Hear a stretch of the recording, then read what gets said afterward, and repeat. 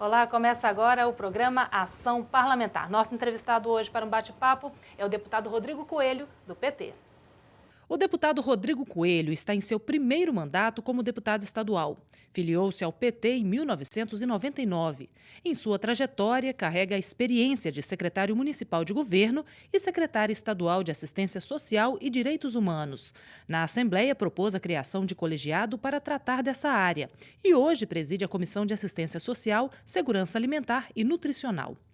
Além deste segmento, nesta edição, o parlamentar também destaca medidas voltadas à educação, o incentivo aos grêmios estudantis e a eleição direta para diretores escolares. Deputado, seja muito bem-vindo ao nosso espaço mais uma vez. Muito obrigado a você, Verônica. Muito obrigado a todos os trabalhadores da TV Assembleia.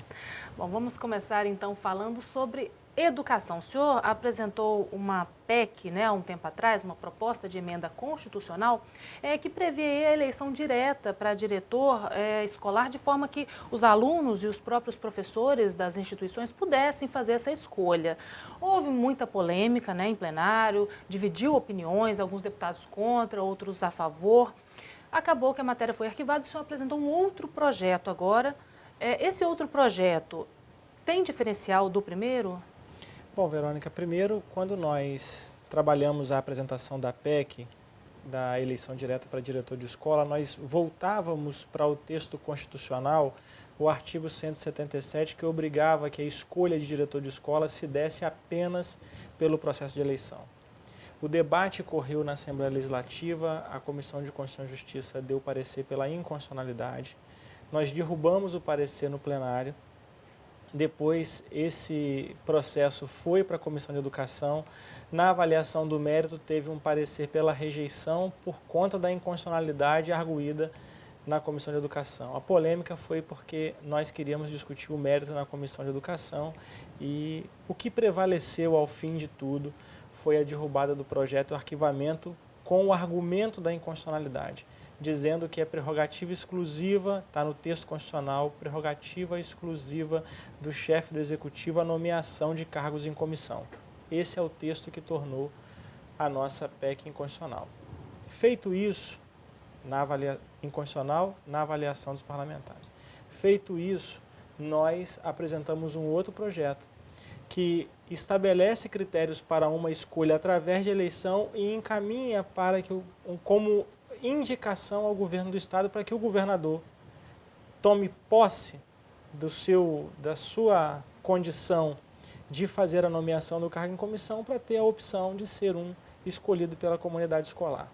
Para além disso, nós aproveitamos o projeto de lei para tratar de outros temas referentes à direção escolar, como, por exemplo, o período de mandato.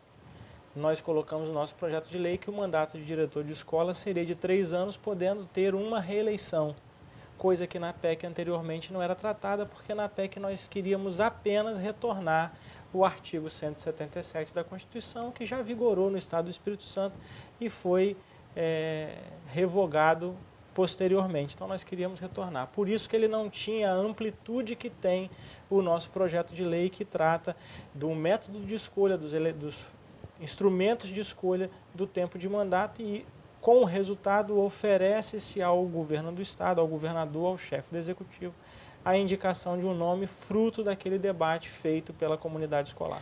Ou seja, antes era uma proposta de emenda à Constituição, ia ser um acréscimo à Constituição, defendendo aí para que os diretores pudessem ser escolhidos pelos próprios professores e alunos da escola, e agora é um projeto de lei mesmo que trata aí de toda a gestão escolar, que o governador, ao final, é que vai dar a palavra final. Seria isso? Exatamente.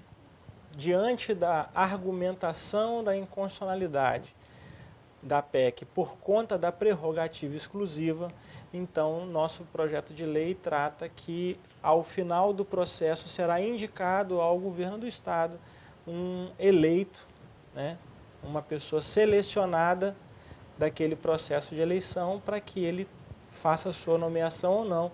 mas entendendo que no ambiente do Estado é importante que se tenha escolha de gestor escolar num processo democrático, num processo de eleição, porque ali a gente pode ter naquele universo escolar o exercício pleno da cidadania como forma de orientar e preparar cidadãos que no futuro tenham condição de fazer o acompanhamento democrático de toda a sua classe política, de todo esse processo democrático que nós vivemos no Espírito Santo e no Brasil. Agora, toda proposta, né, deputada, ela parte de uma base, né? Isso aí não partiu da cabeça do senhor somente. Teve alguma demanda apresentada nesse sentido? Na minha atuação política, eu trato com a participação popular há muito tempo, né?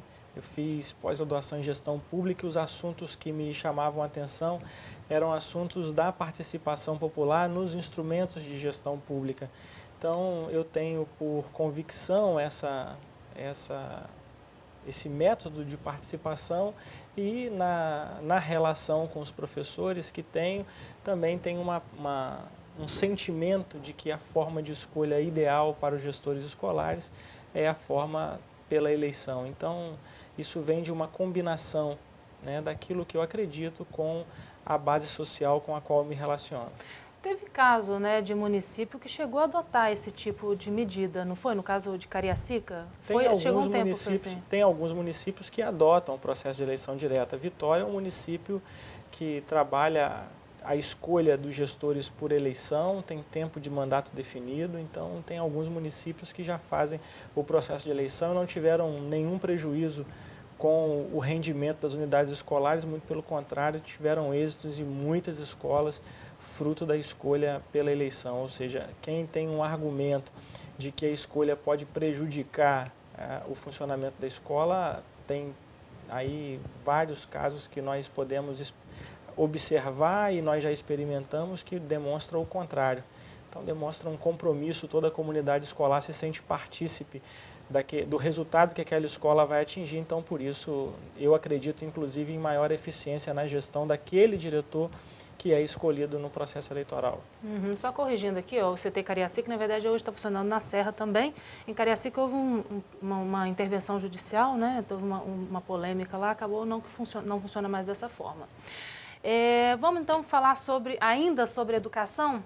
Está em análise na Assembleia Legislativa o projeto do senhor que institui os grêmios estudantis no Espírito Santo. Bom, deputado, o que motivou essa apresentação dessa medida, né? Os grêmios já aconteceram muito tempo atrás e foram se perdendo aí durante os anos, né? Eu recebi um conjunto de alunos no gabinete aqui na Assembleia Legislativa, nós passamos a conversar e eles foram relacionando algumas dificuldades que estavam tendo e uma delas foi que eles encontravam algumas dificuldades em instituir grêmios nas escolas estaduais que eles estudavam. Então, a partir Faltava disso, incentivo? Não, tinha uma dificuldade colocada por um gestor ou por uma gestora.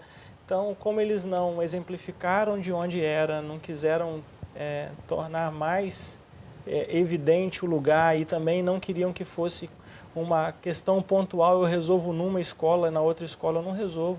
Nós, apesar de termos uma legislação federal que dá o direito aos estudantes de ter grêmios nas escolas da rede privada, da rede estadual, da rede municipal e federal, nós aprofundamos uma matéria estadual que, além de autorizar a realização de grêmios, coloca características sobre as quais esses grêmios devem ser institucionalizados, constituídos, que são a livre iniciativa dos estudantes, a organização exclusivamente dos seus estatutos e do seu funcionamento feita pelos estudantes, sem a interferência dos gestores escolares, porque o Grêmio é uma instituição exclusivamente dos estudantes e por eles deve ser gerida, por eles deve ser acompanhada, mas também no nosso projeto de lei garante assento ao conselho de escola, aos instrumentos de participação que são destinados lugares a entidades que sejam também destinados lugares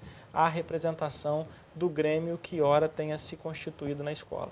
Então, já tinha previsto em lei que era possível realizar, mas faltava um pontapé para poder voltar até o mesmo peso que tinha há décadas atrás. Nós temos uma lei federal que autoriza, Sim, garante o direito. Nós aqui estamos reforçando no ambiente estadual, nas escolas estaduais, que além de ser permitido, é permitido em determinadas características, porque não tem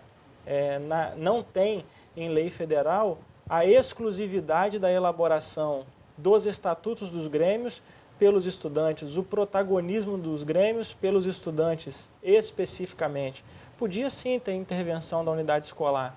Agora não, no nosso projeto de lei trata disso exclusivamente para os estudantes e nós queremos dar visibilidade a isso e espero que o projeto de lei sirva de estímulo para que os estudantes se organizem em grêmio e possam exercitar a sua atividade estudantil para além das salas de aula, também debatendo o seu universo escolar, debatendo as suas necessidades, as suas possibilidades e oportunidades naquele ambiente. E o que o senhor espera a partir de uma medida como essa a longo prazo? Resgatar esse espírito de liderança, de questionamento e posicionamento na sociedade dos jovens, que hoje tem, né, não tem tanta força como tinha, né, que a gente tem notícia. Nós temos carências de líderes no Espírito Santo e no Brasil.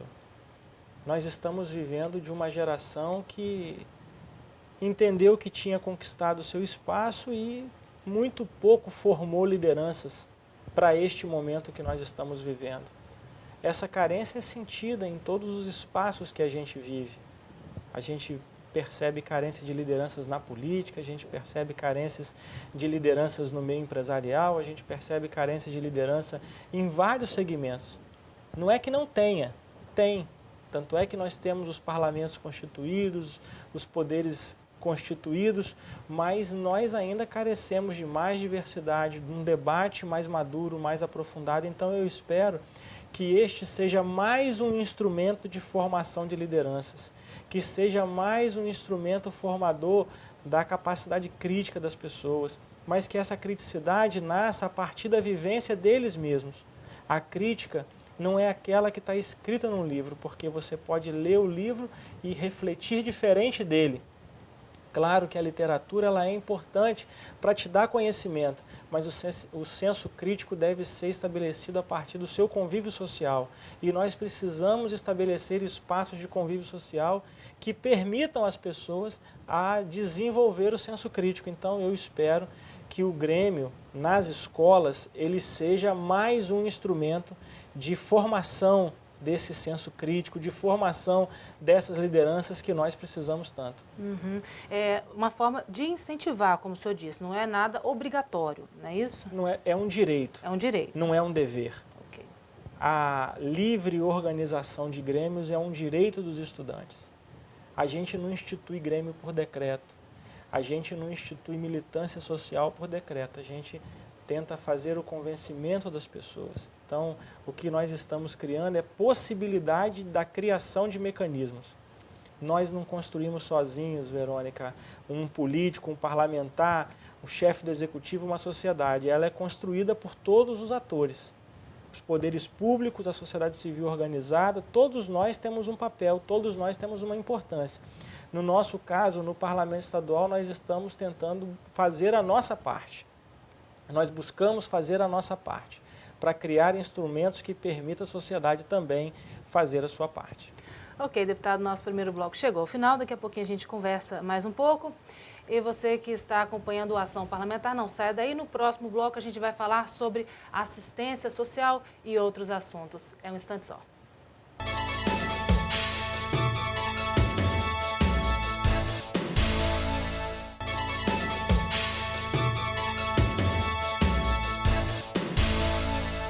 Estamos de volta com programação parlamentar, hoje recebendo o deputado estadual Rodrigo Coelho, do PT.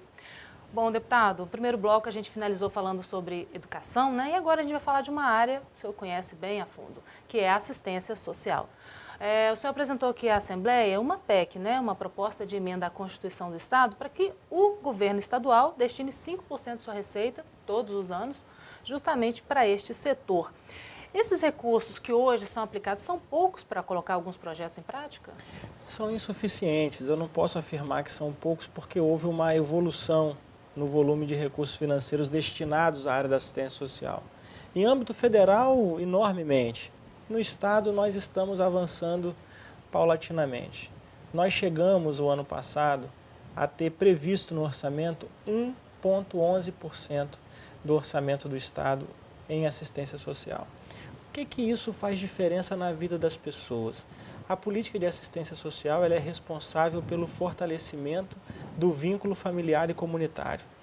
Então, tem muitos serviços que nós necessitamos deles, mas nós não temos consciência ou nós não temos conhecimento de que eles podem ser executados com recurso da assistência social. Por exemplo, se eu tiver um recurso na proteção básica, eu posso fazer um trabalho de que a educação chama de contraturno escolar, nós chamamos de jornada extensa na assistência social, atividades culturais, esportivas, para manter aquela criança ocupada, tirando ela da rua e permitindo que os seus pais, seu pai, sua mãe, possa fazer uma atividade profissional naquele período em que ela está sendo assistida pela assistência social.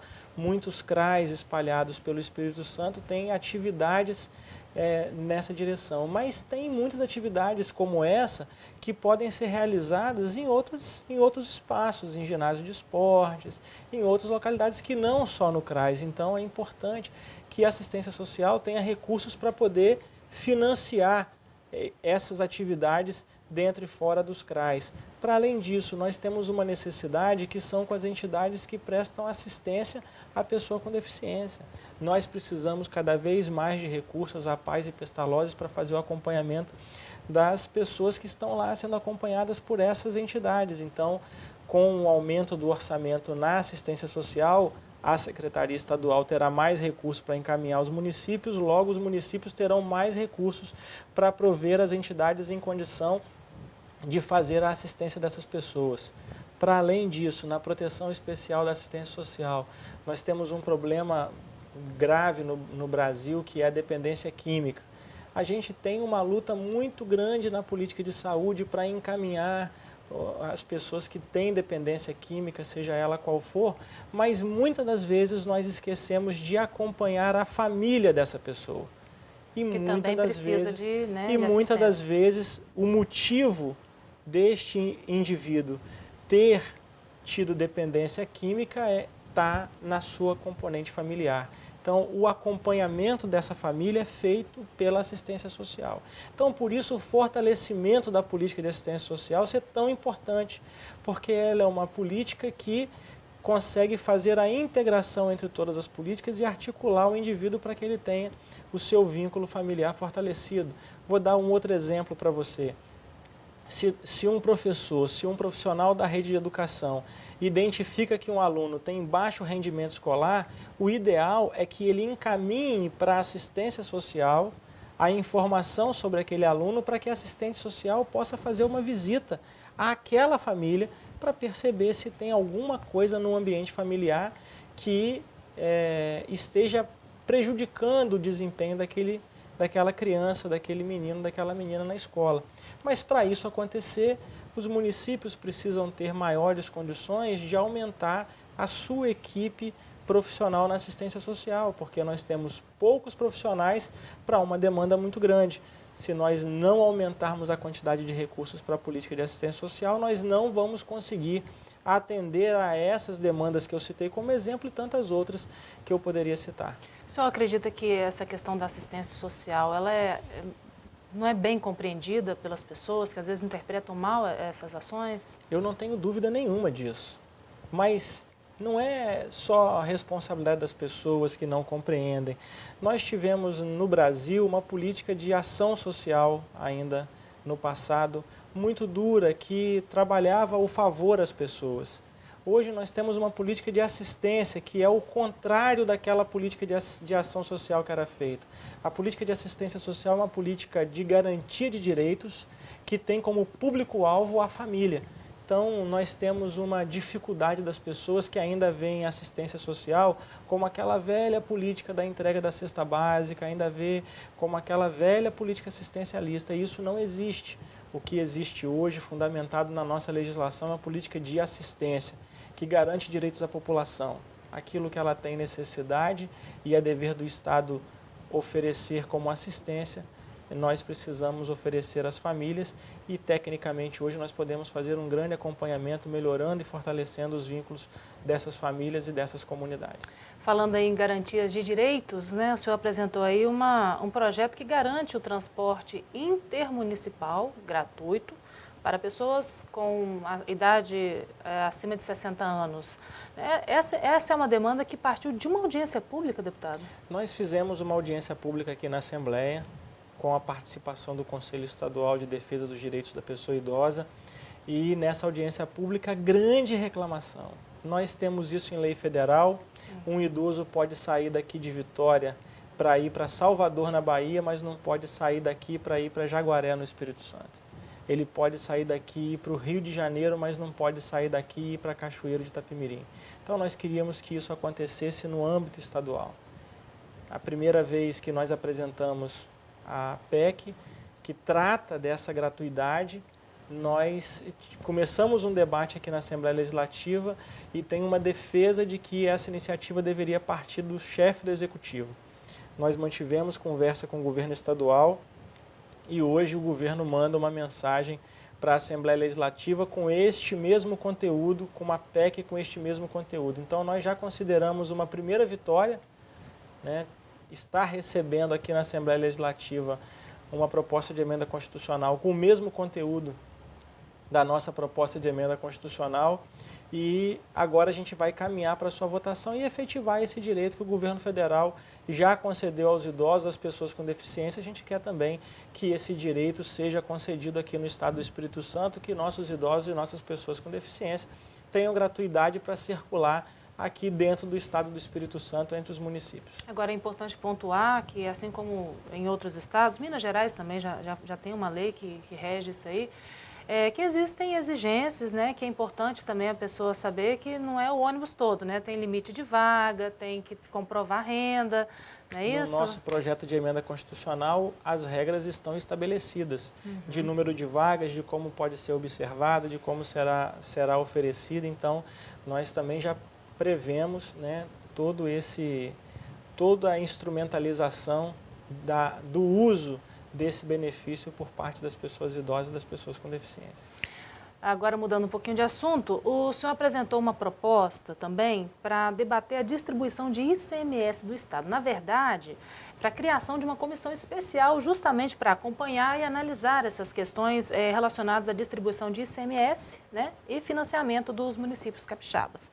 Bom, a forma, só esclarecendo antes do deputado responder, a forma de distribuição do ICMS, 75%, é definida pelo governo federal e o restante, né, deputado, 25%, cabe ao Estado dividir entre municípios. Na opinião do senhor, está faltando equilíbrio nessa distribuição aqui no Estado? Com certeza. Primeiro, a regra já é uma regra que nos prejudica. Prejudica porque há um desequilíbrio entre os municípios no que diz respeito ao percentual de receita de cada um. Vou dar um exemplo para você. Nós temos Anchieta com aproximadamente 30 mil habitantes e ele recebe 7,77% do valor destinado ao ICMS para os municípios no estado. Cachoeiro de Itapemirim, pertinho, 205 mil habitantes aproximadamente, recebe 3,06. Ou seja, Cachoeiro tem 10 vezes a população de Anchieta, quase, e tem 2,5 vezes menos receita de ICMS do que Anchieta tem. A gente não quer diminuir a receita dos municípios, nós queremos aumentar daqueles que têm arrecadação muito baixa. Como é que isso acontece? Os 75% que são destinados pelo governo federal são feitos a partir do VAF, do valor adicionado fiscal, que é calculado a partir das declarações de operações tributáveis, a DOT, que as empresas nos municípios apresentam a receita. Nessa DOT, eles extraem o custo de mercadorias vendidas de cada empresa. Um comércio, uma atividade comum, vai chegar aí a ser de 5% a 15% do faturamento. No caso das empresas que exploram petróleo no Espírito Santo, é 100% do faturamento. Então, além de ser um volume muito grande, o valor explorado de petróleo no estado, esse valor explorado ainda compõe integralmente a VAF desses municípios que são exploradores de petróleo. Torna desigual essa distribuição. Então, o desenvolvimento, né, dos municípios. E o desenvolvimento dos municípios. O que nós estamos discutindo aqui na nossa comissão de ICMS? Nós estamos discutindo mecanismos de partilha, como que essa partilha pode ficar mais igualitária. nós temos um problema porque nós legislamos apenas sobre 1/4 do valor distribuído entre os municípios, só sobre 25%, mas nós estamos nessa comissão debatendo essa forma de partilha. A comissão foi prorrogada do ano passado, de 2013, para este ano de 2014. Nós estamos com as atividades em espera para que terminemos de fazer os cálculos inerentes a essa partilha, para que a gente possa aí sim propor finalmente uma nova partilha de ICMS. Para além disso, nós temos legislação no Estado em que o governo do Estado não pode abrir mão de receita que não é sua, e nós entendemos que há abertura de mão de receita que é dos municípios por conta do ICMS, e nós queremos achar um mecanismo para não tirar o benefício, não tirar os mecanismos de benefícios fiscais do Estado, porque eles são importantes para o Estado do Espírito Santo, mas também achar uma forma de compensação dos municípios capixabas, porque é lá que estão os serviços, é lá que a população vive, é lá que nós precisamos de ter qualidade nos serviços públicos. Para isso, nós precisamos equilibrar o seu financiamento. Ok, deputado. Bom, só lembrando que essa comissão especial ela tem 90 dias, né, para finalizar os seus trabalhos, e a partir daí, o que acontece, deputado, rapidamente, para a gente encerrar? Vai depender do relatório que for apresentado. Nós podemos fazer um encaminhamento efetivo com um projeto de lei mudando a partilha, ou nós podemos fazer indicativo para o governo do Estado ou para o Congresso Nacional, alterando as formas de partilha, orientando, sugerindo da nossa parte da Assembleia Legislativa formas diferentes de partilhar, porque os municípios realmente estão prejudicados nas suas receitas, e por isso alguns serviços não são prestados como nós gostaríamos que eles fossem ao cidadão.